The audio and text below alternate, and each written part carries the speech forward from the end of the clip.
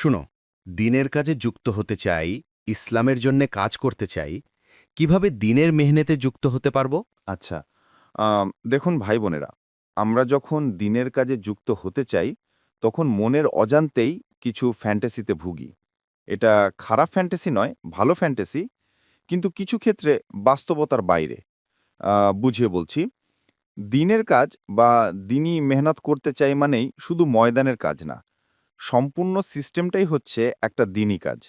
আপনার প্রতিদিনের ক্ষুদ্র ক্ষুদ্র প্রতিটি কাজই হচ্ছে দিনই কাজ ও দিনই মেহনত, যদি তা আপনি আল্লাহর জন্যে করেন।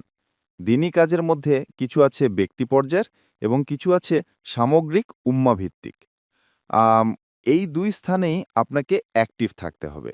ধরুন, আপনি একটি দেশের স্বাস্থ্যমন্ত্রী হলেন, কিন্তু আপনার সারা জীবনের পড়াশোনা ও অভিজ্ঞতা ছিল হিসাব বিজ্ঞানে। অথবা আপনি একটি টেক ফার্মের সিইও, কিন্তু আপনার অভিজ্ঞতা ও পড়াশোনা তাঁতশিল্প নিয়ে। এই দুই ক্ষেত্রেই দেশের স্বাস্থ্যক্ষেত্রে এবং টেক ফার্মের উপকার তেমন হবে না, আ বরং ক্ষতিও হলেও হতে পারে। আপনি নিজে যা মেনে চলেন না, যে বিষয়ে নিজে প্র্যাকটিস করেন না, সে বিষয় নিয়ে কাজ করতে গেলে সফলতার বিপরীতে ব্যর্থতা ও ক্ষতির সম্ভাবনা অনেক বৃদ্ধি পায়। আপনি দিনের কাজ হিসেবে মুসলিম উম্মার জন্যে কাজ করতে চাইছেন। সেজন্যে আপনাকেও ঠিক হতে হবে।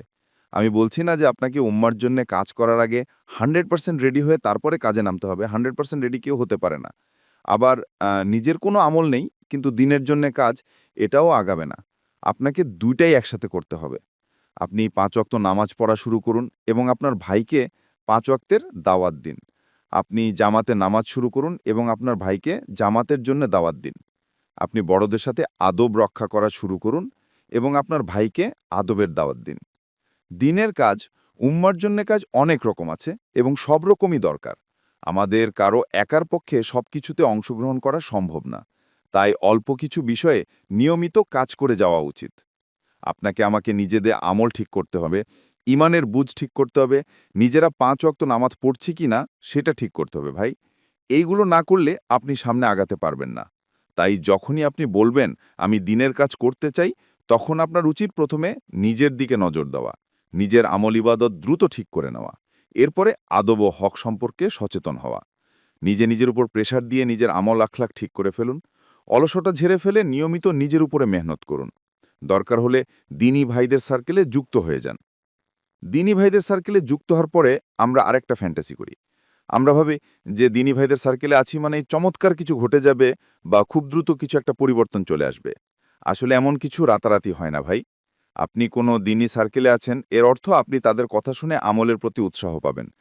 তাদের সাথে কথা বললে তাদের ইবাদত দেখে উৎসাহ পাবেন, যা আপনাকে সবসময় রিমাইন্ডার দিবে।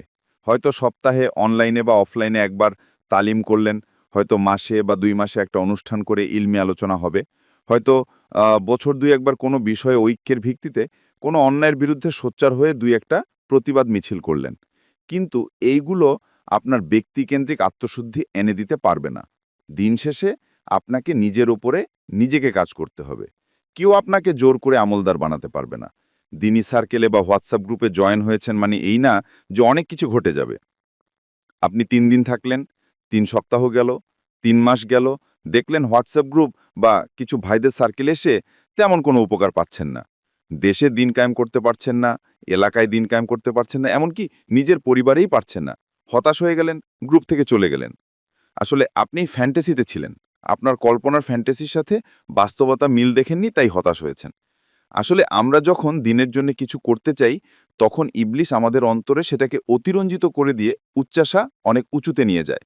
ফলাফল, যতটা উঁচু আশা ছিল, হতাশা তার থেকেও বেশি গভীরে প্রবেশ করে এবং আমরা দিনী সার্কেল থেকে সরে যাই বা নিজের আত্মশুদ্ধির পরিবর্তে একটার পর একটা সার্কেল পরিবর্তন করতে থাকি। আমরা বুঝি না যে আমাদের সফলতা তখনই সম্ভব হবে যখন আমরা প্রত্যেকে নিজেদের নিয়ে প্রথমে কাজ করব এবং নিজেদের আমল আখলাক ঈমান আদব ও ইবাদত ঠিক করব। প্রত্যেকে নিজেদের এই দিকগুলো ঠিক করলে এমন একটি দল তৈরি হবে যাদের মিসওয়াক করা দেখেও শত্রুরা ভয়ে পিছু হটবে। মহানবী সাল্লাল্লাহু আলাইহি ওয়াসাল্লামের মাক্কি জীবনে নবুয়তের ১৩ বছর শেষে মক্কা থেকে হিজরতের ঠিক আগে মুসলমানের সংখ্যা ছিল আনুমানিক ৪০ থেকে ৫৬ জন মাত্র। টানা এত বছরের দাওয়াত ছিল শুধু ঈমান মজবুত করা ও আমল নিয়ে। চিন্তা করে দেখুন তো, এই গুণে ছিল সুপার হিউম্যান তৈরির ব্যবস্থা। আপনি যদি দিনের অনেক বড় কিছু করতে চান, আপনাকেও সময় নিয়ে আগাতে হবে। ধৈর্য ও নিয়মিততা বজায় রাখতে হবে। আপনার নিজের উৎসাহ নিজের কাছ থেকেই নিতে হবে। আজকে আলোচনা হলো, অনেক উৎসাহ পেলেন, কালকে আবার যাতাই, এমন হলে হবে না। অল্প অল্প করে নিজেকে ঠিক করতে হবে। আপনার কাজ আর অন্য 10 জন আলেমের কাজ প্রায় একই। সেটা কি? আপনি নিজের আমল ইবাদত ঠিক করবেন, পাশাপাশি আপনার ভাইয়ের আমল ইবাদত ও আদব ঠিক করতে সাহায্য করবেন। এরপরে সে আরও 2 জনের আমল ইবাদত আদব আকিদা ঠিক করবে। ফলাফল, আপনারা আমলদার জেনারেশন তৈরি করবেন। এই আমলদারদের মাধ্যমে অনেক কাজ সম্ভব। উম্মার দরকার এই আমলদার মানুষ। যদি তারা একসাথে জমায়েত হয় এবং ইসলাম বিরোধী কোনো কাজের বিরুদ্ধে দাঁড়ায়, তাহলে সেখানে সফলতাও বেশি হয়। আম, অনেক ভাই বোনে ভাবেন, সংসার ও উপার্জনের কারণে তো আমলে পিছিয়ে আছি, সময় পাই না। অথচ আপনার পরিবারের কাজও ইবাদতের অংশ।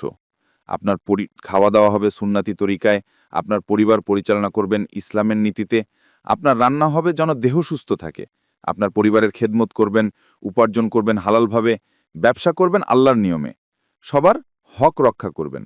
আপনার স্ত্রীর, স্বামীর, বাবা মা ও ভাই বোনের হক আদায় করবেন, সন্তানের হক আদায় করবেন, প্রতিবেশীর হক আদায় করবেন, পরিবারের সবার সাথে আদব রক্ষা করবেন, ভবিষ্যৎ প্রজন্মের জন্য উত্তম সন্তান গড়ে তুলবেন, যা আপনার আখেরাতের বড় ইনভেস্টমেন্ট।